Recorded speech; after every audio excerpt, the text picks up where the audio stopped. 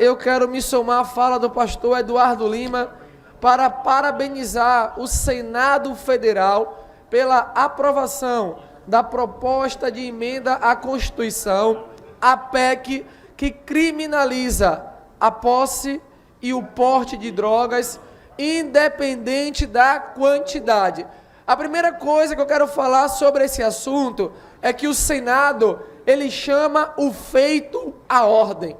O Senado se posiciona com a sua competência legislativa para passar um recado ao Supremo Tribunal Federal, ao STF, que o STF não tem competência para legislar e dizer o que tem que fazer ou deixar de ser feito na sociedade brasileira. Não compete ao STF decidir se o uso de droga vai ser liberado ou não vai ser liberado, se a maconha vai ser liberado ou não, independente ou em pequena quantidade. Não compete ao STF. Então o Senado chamou o feito à ordem, o Senado agiu corretamente quando assumiu a sua competência legislativa como representantes do povo brasileiro, representantes de cada estado do nosso país, doutor Manuel Marques, para dizer, aqui no Brasil, a maioria do povo, a maioria da população é contra as drogas e não aceita a descriminalização do uso de qualquer tipo de droga, seja ela qual for. Então o Senado agiu corretamente, chamando o feito à ordem e se posicionando. Eu quero me somar ao pastor Eduardo de lamentar a postura do único partido que votou contrário, que foi o PT, com um discurso inclusive do senador Rogério Carvalho, se posicionando pela liberação, a descriminalização do uso de drogas em pequena quantidade ou para posse individual. O pastor Eduardo Lima, ele falou corretamente que a PEC, doutor Manuel Marcos, prevê de fato um tratamento diferenciado para o usuário e para o traficante, mas perceba, os senadores agiram de forma tão correta que essa PEC altera o artigo 5º da Constituição Federal, onde estão lá as cláusulas pétreas, vereadora Emília Correia, os direitos fundamentais, para nos direitos fundamentais colocar essa restrição ao uso de drogas. Por quê? Porque não é uma vontade do povo brasileiro. O povo brasileiro é contra as drogas, o povo brasileiro é pela vida e pela família. Sabe por quê? Eu falo aqui com conhecimento de causa. Eu, como pastor, eu já cuidei de pessoas dependentes químicas que me furtaram, doutor Manuel Marcos, se apropriaram de bens e objetos meus, pela boa vontade de cuidar. E eu sabia que aquela prática não é porque não gostava de mim ou não me considerava. Era uma boa pessoa, era uma pessoa que queria lutar, mas o vício que começou com um baseado de maconha, com um pequeno cigarro de maconha, o vício dominou aquela pessoa e levou para drogas ainda maiores, e a pessoa deixou de considerar pai, mãe, amigo. Quem estava querendo estender a mão era uma possível vítima que ela podia subtrair qualquer coisa para trocar por uma droga. Então, só defende a descriminalização das drogas quem ainda não foi no centro de recuperação, quem ainda não teve a oportunidade de conversar com a família. A palavra é essa, uma família destruída pelas drogas, porque é assim que fica, Manuel Marcos, um pai e uma mãe que cria um filho com todo amor e de repente você vê seu filho viciado na maconha, na cocaína, no crack, e tudo começou com um pequeno baseado, um pequeno cigarro de maconha. Então o Senado ontem deu o show.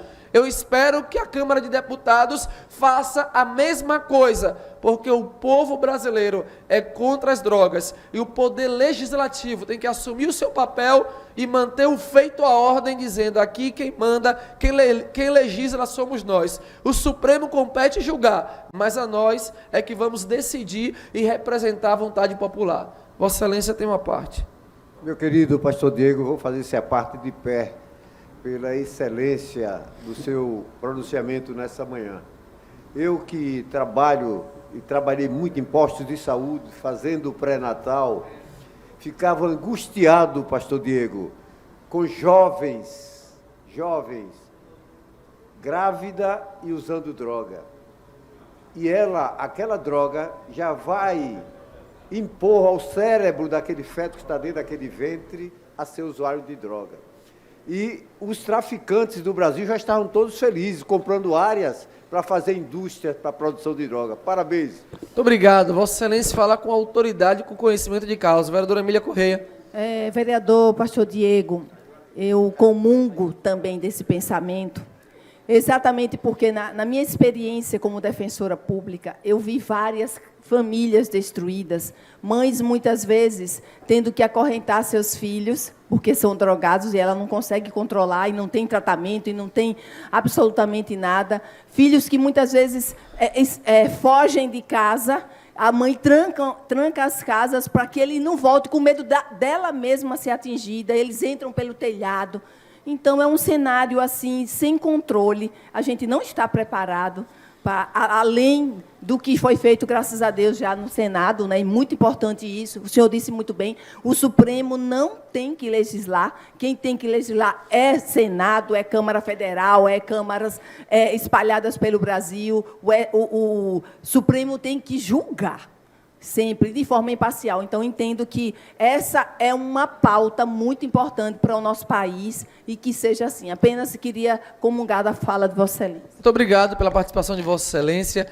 Eu vou finalizar esse tema dizendo o seguinte.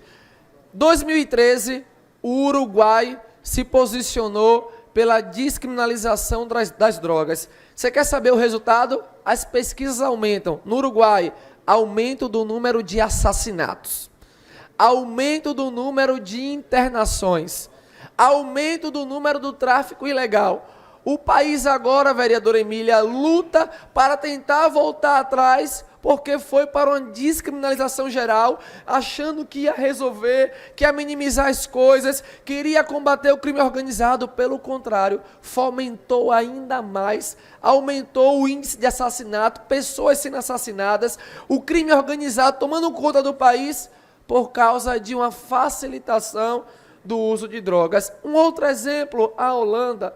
A Holanda foi nesse caminho de fazer um liberal geral, e se qualquer um aqui fizer uma pesquisa, vai perceber que agora a Holanda vem na contramão, tentando endurecer a legislação, porque as coisas saíram do controle e os números mostram o fracasso que é entregar um país, entregar uma nação para a liberação do uso de drogas. Já imaginou, senhoras e senhores, se o Senado Federal não chamou feita a ordem, o que era a gente sair daqui amanhã, pegar nossa família e sair aqui, ó, atrás da Câmara, e tá vários grupos aí usando maconha, vários grupos aí usando drogas. Não, mas é para consumo pessoal. O Supremo liberou, disse que não tem problema. Imagine o caos que iria virar a cidade sem ordem e sem organização, além dos prejuízos pessoais que as drogas trazem para as vidas e para as famílias.